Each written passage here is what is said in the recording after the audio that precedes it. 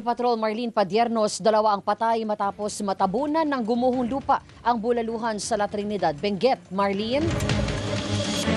Rica at Jeff dead on the spot ang 2 sa 3 individual na natabunan ng gumuhong lupa sa bulaluhan sa Barangay Silan, La Trinidad, Benguet bandang alas 8 kaninang umaga.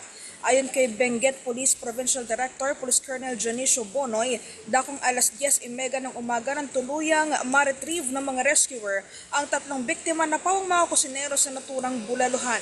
Ito anyang unang pagkakataon na may naitalang pagguho ng lupa sa lugar, pero posible anyang dulot ito ng 4 na magkakasunod na araw na pag-ulan, dahilan kaya naging saturated ang lupa. Sa ngayon, nadala na sa ospital ang 66 na taong gulang na survivor sa insidente, habang pinalikas na rin sa mas ligtas na lugar ang iba pang residenteng nakatira malapit sa area.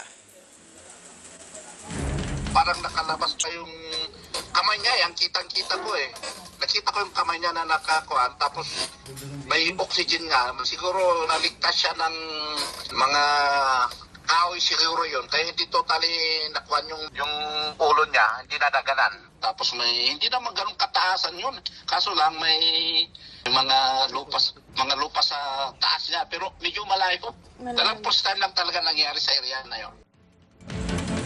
Ang tinig ni Benguet Police Provincial Director Police Colonel Janicio Bonoy. Yan ang balitang kumpirmado sigurado.